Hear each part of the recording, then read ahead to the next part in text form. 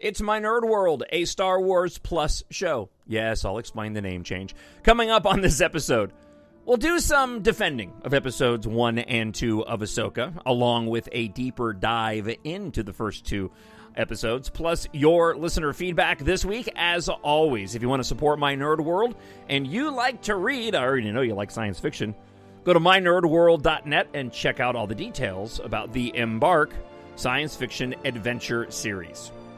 In the meantime, let's go ahead and get started on this week's episode.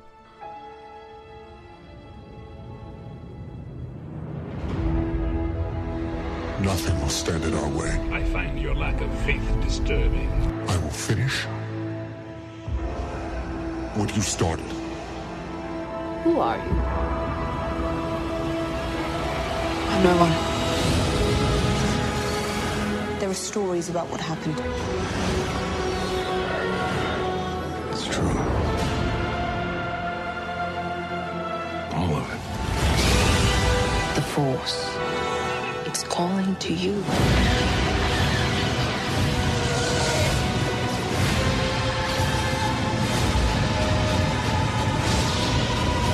My Nerd World. Just let it in. Welcome to it. I'm your host, Jon Justice. This is My Nerd World, a Star Wars Plus show. Yeah, I changed the title again. As I mentioned on an episode a few weeks back, I wanted to expand the content of the show, and I'm going to continue to do that, adding in some of the other pop culture things that I enjoy and injecting that into the commentary. But I wasn't keen on the title I'd given it, so I decided to go the route of so many streaming platforms and go with a Star Wars Plus show. As such, we are going to be talking about Ahsoka, as I mentioned before the intro, and I'll talk briefly about Foundation, whether or not it's getting any better or any worse, or if I'm simply just waiting for the season to be over. I'll let you guess which of those potential talking points is the correct one. First off, before we dive into my enjoyment of Ahsoka 1 and 2, let's talk a little bit about the criticism that the show has been receiving. This is not going to go the way you think. Now, if you've avoided all of this because you don't listen to a lot of podcasts, and really, why would you? This is the only one that you need to go and listen to. Not really. However, I do listen to a lot of podcasts, especially when I am enjoying new content and I want to hear other people talk about it, which is certainly the case for Ahsoka. And while I've heard quite a bit of positive commentary around the show, I've also heard some negativity as well. All art is subjective. I say that all the time on the show. I believe that, and I'm sticking to that. That being said, I've heard what is, in my opinion, some irrational criticism of the show. The Watch podcast, Chris Ryan and Andy Greenwald, I think I'm getting that right, on the Watch part of the Ringerverse, they were both really critical of Ahsoka, to the point where I had to turn the podcast off. But one point in particular really bugged me, and I've heard some other people go and make this comment as well. There's subjective things that I completely understand, and that's people's opinions. For example, I was listening to the Rebel Force Radio podcast, and the hosts on there were critical of these first 2 episodes, and specifically, in one sense, the performance of Rosario Dawson and Ahsoka, saying that she was, too stoic and too slow, and some of the parts were boring, and I understand that. I actually had one criticism about that in my Instinctive Reaction podcast earlier this week. Having watched it now a second time, though, it doesn't bother me nearly as much, and I realize that it's oftentimes just a byproduct, at least for me, of watching so intently. And I've talked about this before, not in a long time, but for me personally, I won't speak for you, but I watch Star Wars and new Star Wars content hard, right? Because I'm just ready to absorb it. I don't give it any sort of room to breathe and hyper-analyze everything just because I love it so much. And I treat it much differently than other things I like new Depeche Mode music. I don't do that. I just listen to the new Depeche Mode music. I don't overanalyze it. Star Wars, I used to be better at doing that, and I'm not as good as I used to be with just allowing the show to breathe and not being too overly critical. That being said, I understand some of the criticism there, and watching it a second time, it doesn't bother me at all. And as a matter of fact, the pacing in some of those scenes is very reminiscent of what we saw in your more traditional Star Wars storytelling of specifically the original trilogy and the prequel trilogy.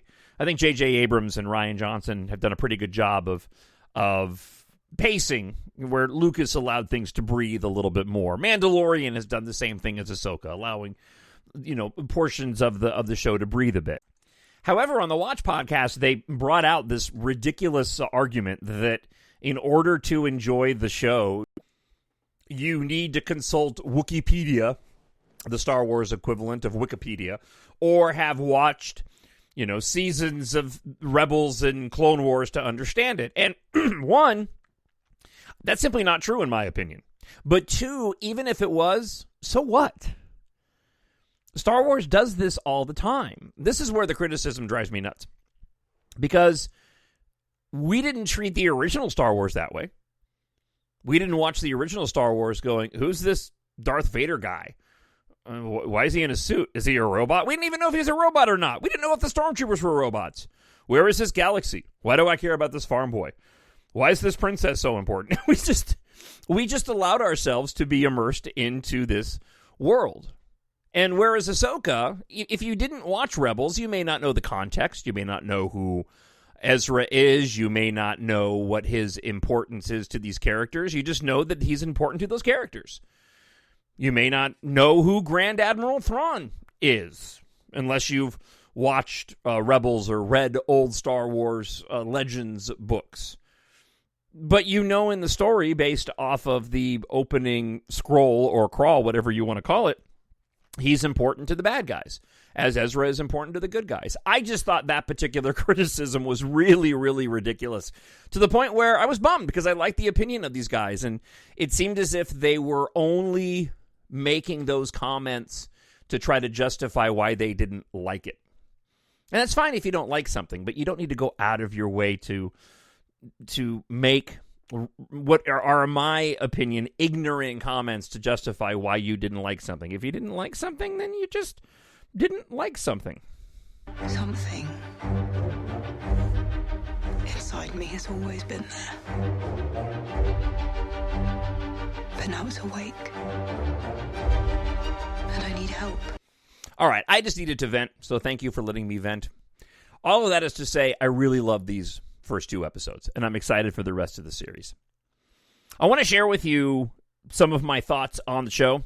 And again, this is not going to be a beginning to end complete breakdown of the episodes, but more just the things that really stuck out to me that I wanted to share on the show this week, and then we'll dive into some of your listener feedback. But let's get into some specifics, whether it's the music, the story, the production, the action. The timeline is interesting as well, and then some takeaways. First off, we'll start off with the music. Kevin Kiner, if you're not familiar with Rebels, Kevin Kiner is the composer for the Rebels TV series, and he has taken over the composing for Ahsoka. This is some of the best Star Wars music outside of John Williams, in my opinion.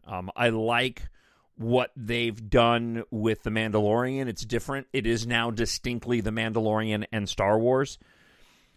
But in terms of theming and emotional theming, and that sweeping orchestra that is so powerful in what John Williams did, I really feel like Kevin Kiner has done a fantastic job with these first two episodes. It is filled with these little teeny tiny motifs echoing to past themes that we're all so used to. And it really tells me, as does all the aspects that I mentioned, whether it's the story, the production, the action, it really feels as if there is a lot of care that's being put into the show, and it is on full display for everybody to see and hear. As I mentioned in the podcast a few days ago, I really do feel like Dave Filoni is he's the heir to George Lucas. He gets Star Wars having been taught by George Lucas, and it shows in these episodes. It feels fresh, but also familiar at the same time, and the music has played.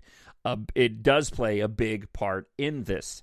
The pacing of the show and the lack of comedy or adventure that I've also heard some people mention, I think is intentional at this point. We started off with Red on the opening text.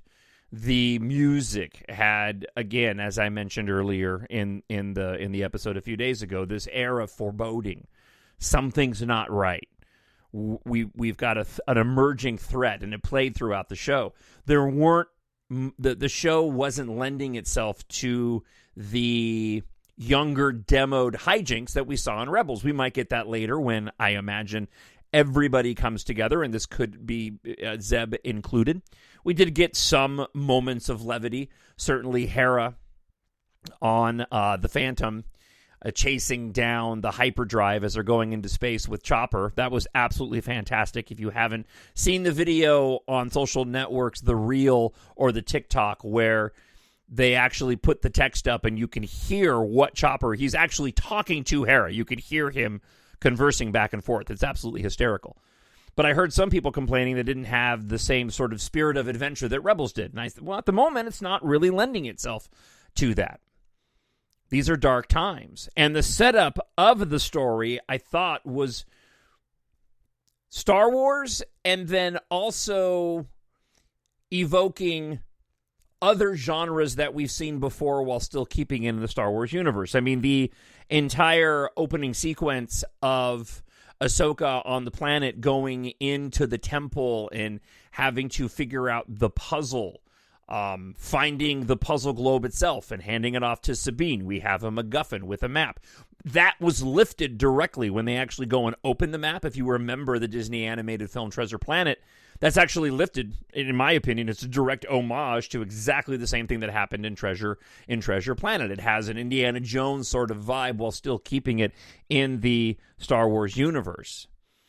We have another map where we've seen these before, most recently in The Rise of Skywalker. Again, familiar motifs and the foundations for the storytelling, but still grounding it within the Star Wars universe. And what I like about it is very sort of pure in its storytelling of, here's the problem, this is what we need to do to go and solve it. Ezra is clearly a part of this. The bad guys needed the map because they need to bring back Thrawn, because they want Thrawn to take over to raise the Empire from the remnants that are left. Ahsoka needs to stop it while at the same time hopefully finding their friend. Straightforward, done. We're off on our adventure.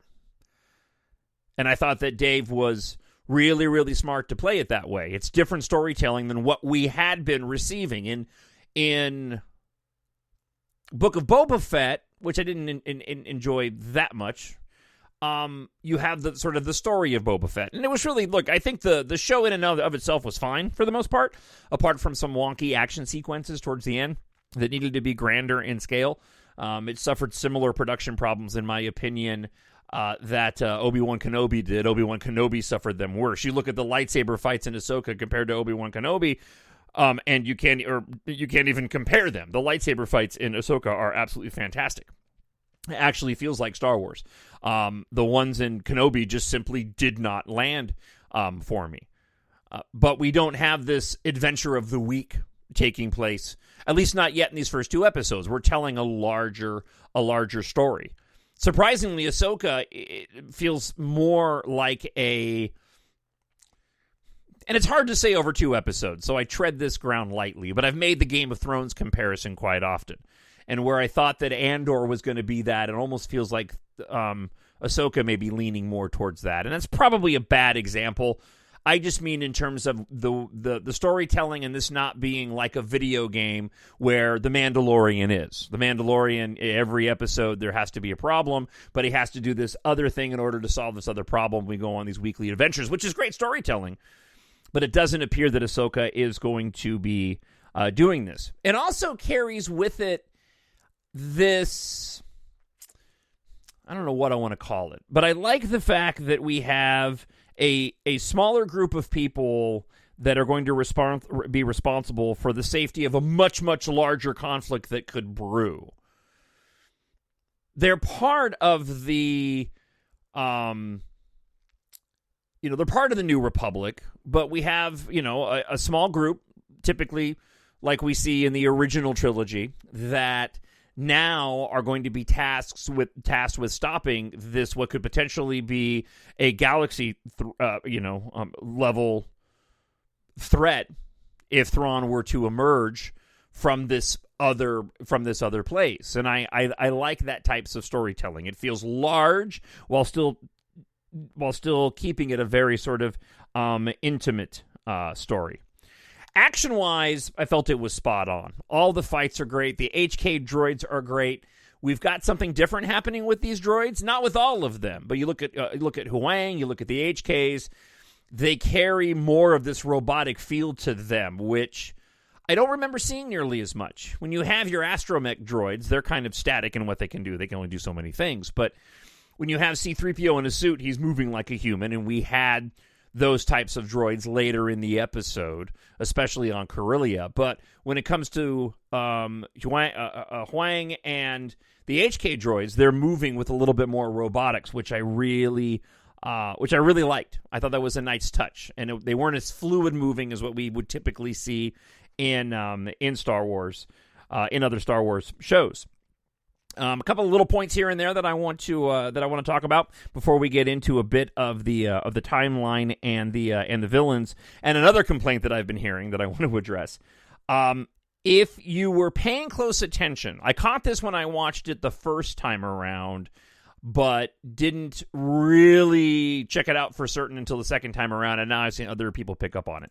But when Baylan, Shin, and Morgan Elsbeth end up on the planet to use the MacGuffin, the map globe, the last shot before they transition to the next shot, after Morgan Elsbeth leaves, and Shin leaves as well, Baylan looks up to the clouds, and there's a shot looking past the monoliths off the cliffs and up into the sky of the clouds. And you can see outlines. You can hear them, but you can see outlines of Purrgil. I thought that was really interesting. There's something with that planet that is aligned with Purrgil. We know that it took the Purrgil to get Thrawn and Ezra to wherever they are in that other galaxy. When they brought up the ossuary, the star map on that planet, you could see in the outline of some of the graphics the Purrgil. So clearly they're going to play a role. We've seen them briefly in some of the trailers, and we actually saw an outline of them at one point during the first episode of Mandalorian Season 3, when Mando and Grogu are flying through hyperspace. You can see them flying right along next to them. So that was an interesting catch. What their attachment is to the planet remains to be seen. Also, I was excited to see the first E-Wings appear in live action. These are ships that typically have been in comics and other books, but never in any sort of official capacity. We saw the E-Wings on Lothal. There was 2 of them that were chasing down Sabine during her introduction when she was driving her speeder. And I thought that whole sequence was absolutely fantastic. Sabine is my favorite part of the show so far. I think that this actress is doing a fantastic job and is incredibly compelling to watch. And it almost felt like these first 2 episodes were more Sabine-centric. And I'm wondering if, with only 8 episodes, if we're going to have episodes that will be character-centric as they tackle this story. Because I don't think we're going to get any filler stories with Ahsoka. So these first 2 had a bit of a Sabine-centric feel to it. I wonder if we'll get something as it relates to Hera. And I fully expect that Ahsoka, her character is going to change from the way she is right now. She's carrying Qui-Gon Jinn vibes. And I think it's being done intentionally because of her reluctance to go and train Sabine. And I liked the fact that it just took a little prodding for Sabine to go and decide that she's going to allow herself to be trained by Ahsoka again. I was really worried they were going to drag this out and she was going to show more reluctance. And I was very happy to see that by the end of that second episode, it didn't take much for her to pull the trigger, cut her hair, get her Mandalorian episode, and go to her former master. A story that I'm looking forward to hearing more about. Clearly something has happened in the time frame from the end of Rebels Season 4 until now. And I think that Ahsoka's attitude and her sort of her quiet reluctance and intensity, I think it's attached to Sabine. I think you're going to see her sort of loosen up as she begins the training with Sabine. At least that's my hope. It felt very intentional that they were keeping Ahsoka this way, because it's very different from the Ahsoka that we kind of had grown so used to. It was more akin to her later characterization in Rebels, but Rebels was still a little bit more lighthearted because it was geared at younger ages. So speaking of that final shot in episode 2, this brings us to a bit of the timeline, and I'm going to try to work this out. So, it's been said that Ahsoka is happening in parallel with Mandalorian Season 3. Okay, so it's happening concurrently. So this raises the question of, in my mind, when does Ahsoka go and visit Luke and see Mando in that episode from the Book of Boba Fett? So I'm going to kind of put that off to the side for just a second. So we know that it's after Season 2 of The Mandalorian. We also know that part of this was, I've got it, it's really kind of confusing. I've got it laid out here, but I did a poor job of writing it down when I did. So let me try to break this down. So what we have is Ahsoka taking place, at least partly, before the very end of Rebels Season 4.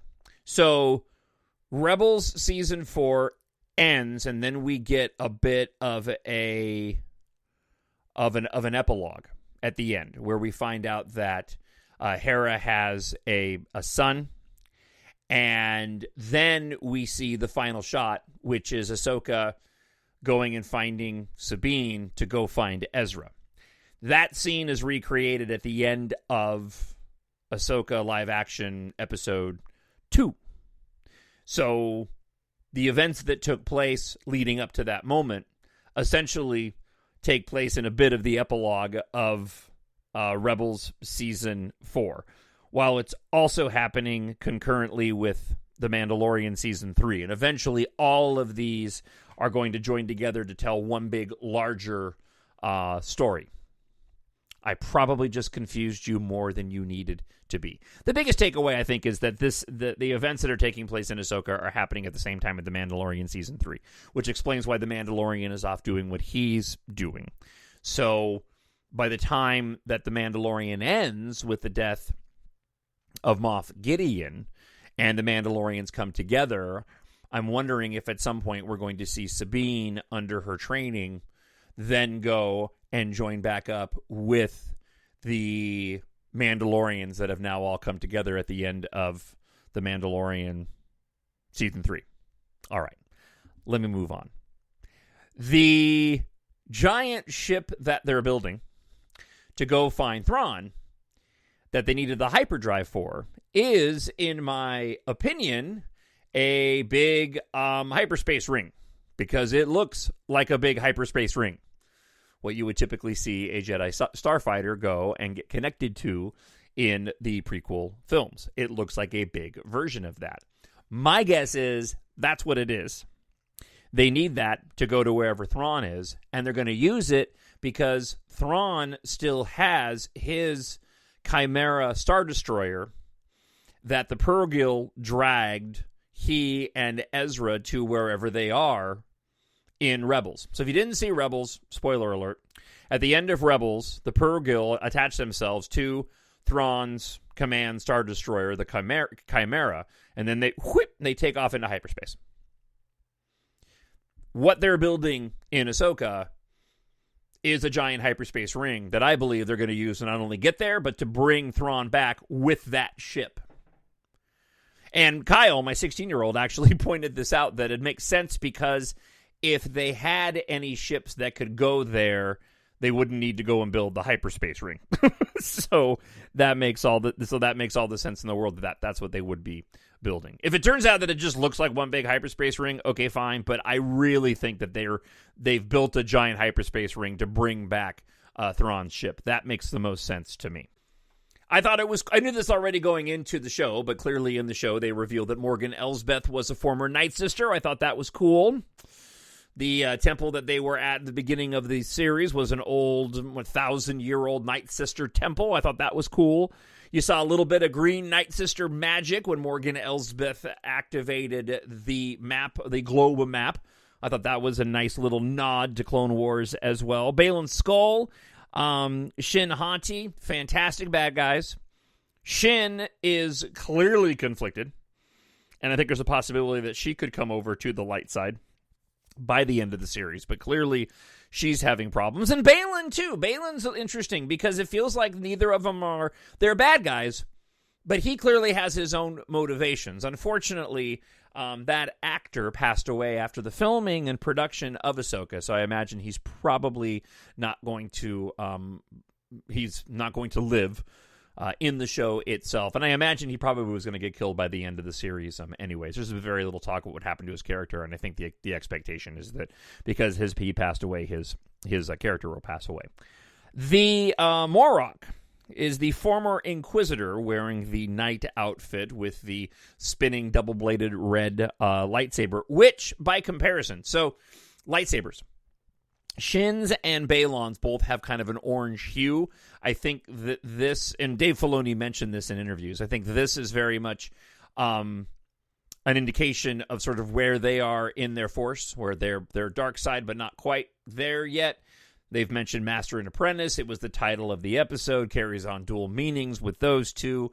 Of course, with Morgan Elsbeth and Thrawn, and of course with Ahsoka and Sabine. So it's a title that worked on many different levels. The interesting thing about Morok is I've heard some speculation he's Ezra. I'm not buying into that nonsense. Also that he could be Starkiller. Now, this may not mean anything to you unless you played Star Wars The Force Unleashed, the video game, which I did. The character Starkiller, played by Sam Witwer, who has done Palpatine's voice, he's done Darth Maul's voice, character work, has been working with Star Wars forever. There's been talk that they would bring the Starkiller character, and Starkiller was an apprentice to Darth Vader, which would be interesting.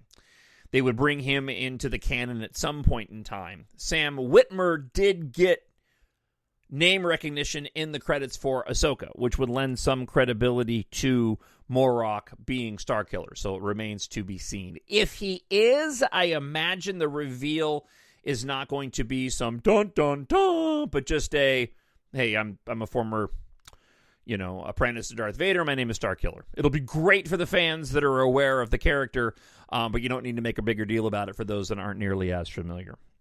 All right, and lastly, this is what I want to talk about before we get into your listener feedback this week. As it relates to Sabine getting stabbed, I don't have a problem with it. And here's why.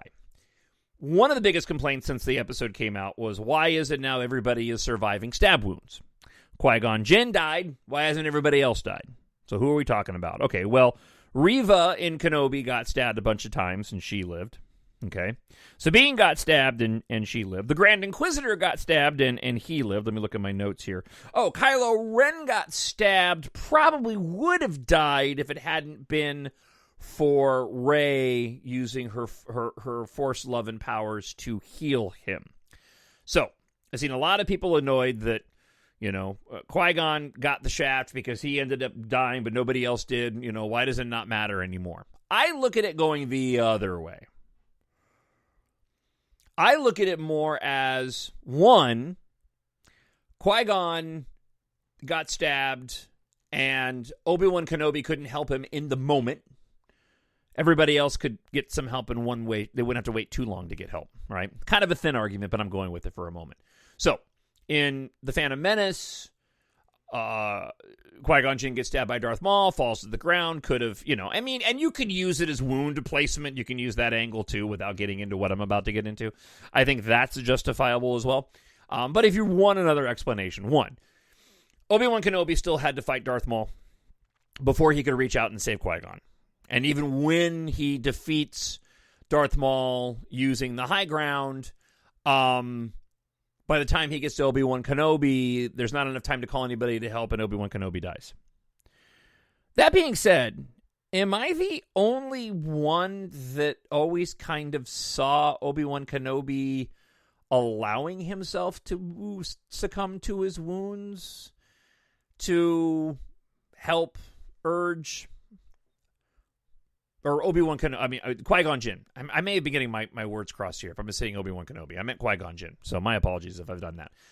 Am I the only one that thought that Qui-Gon Jinn allowed himself to succumb to the Force to help inspire Obi-Wan Kenobi to go and train Anakin in the same way that Obi-Wan Kenobi would later on go and allow Darth Vader to strike him down and succumb to the Force to inspire Luke Skywalker to go and continue with his training? I've always looked at it that way. Qui-Gon was the first one to do it, and then Obi-Wan Kenobi was the one to do it later. And then Luke was the one to do it later on. That always seemed... In which case, maybe Qui-Gon Jinn could have survived that stab wound if he didn't decide on his own that he wanted to go and inspire Obi-Wan Kenobi. Either way, I would have been really upset had they gone and killed Sabine, because I think that character is awesome, and I would have been very, very sad to see her go so early. And that would be very dumb by Dave Filoni to go and do that. All right. I blah, blah, blah for a while. I don't know if any of that made sense, but I hope you enjoyed it. Needless to say, Ahsoka has reignited my love of Star Wars. I've actually been going back and rewatching Season 3 of The Mandalorian, knowing that it happens concurrently with Ahsoka. And, and it's interesting, too, and then we'll go to your listener feedback, but I do wish that Ahsoka was carrying the same sort of cinematic feel that Andor did. I wish that all of the live-action Star Wars content looked like Andor, because I know they shot Andor on location for the vast majority of it and didn't use the volume. That being said, it does look very consistent. I just think the volume, like green screen, has a very distinct look. Right? Is one better than the other? Yeah, I think the volume is better than green screen, but I also know, and I can instantly tell when they're on the volume. So I wish it had a little bit more cinematic quality, but that's nitpicking, and it's not taking me out of the story or ruining anything for me. TalkShowNerd@gmail.com. Drop me an email. Let me know what you think. How many mistakes did I make in my ramblings? I look forward to hearing from you. You can also leave a comment up on YouTube as well. I need someone to show me my place in all this.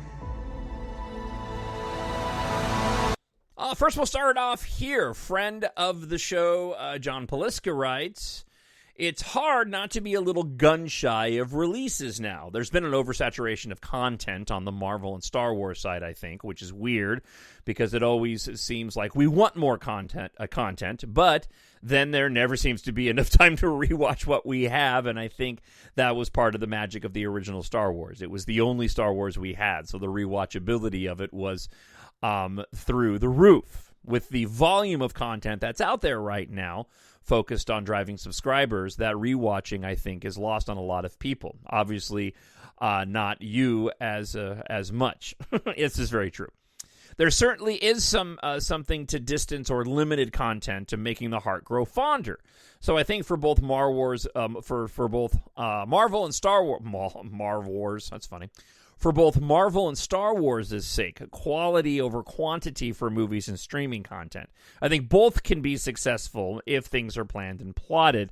I think there will still be plenty of content to go around where we can always feel like we're getting something new and fresh. Responding to the premiere, I loved it.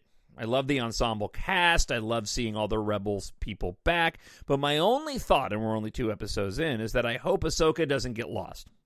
She was more of a minor role in Rebels, so if this is really like a Rebels Season 5, as it's been called, this just seems to be mistitled.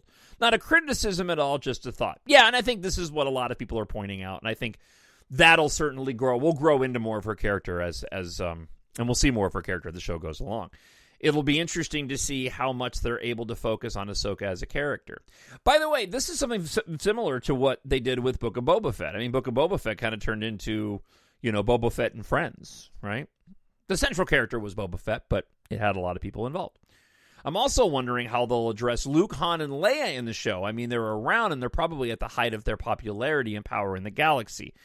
But if they all basically end up getting transported to a different galaxy, maybe that explains the Big Three's absence eventually.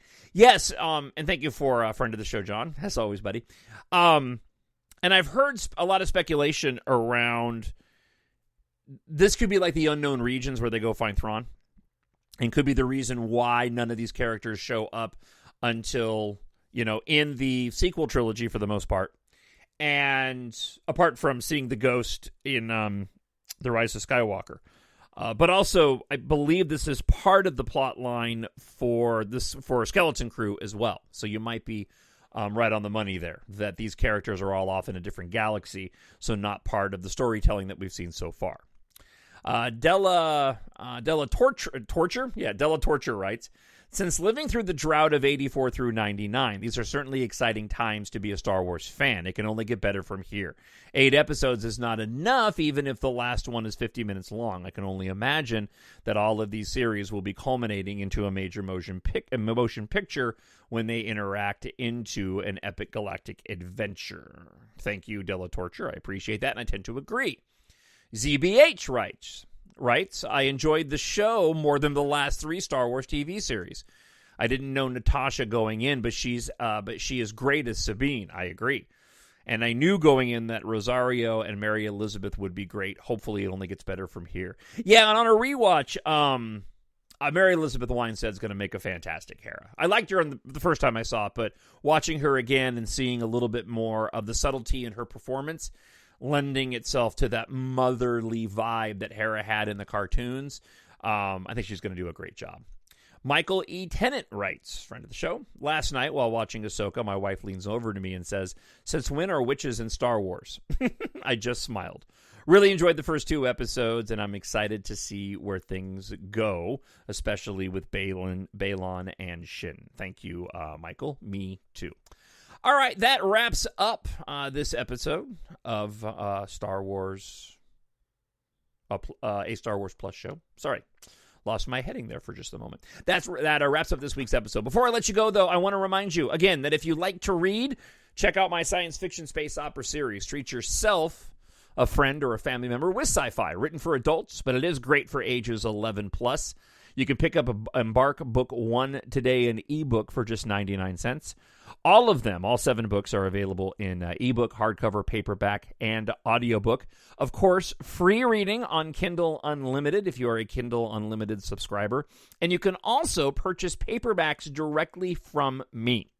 Email me, talkshownerd@gmail.com, and I will give you the info of how you can pay for them at a cheaper price than what you can buy on Amazon. I will sign them for you, have them shipped cheap as well, because you get a discount when you're shipping media.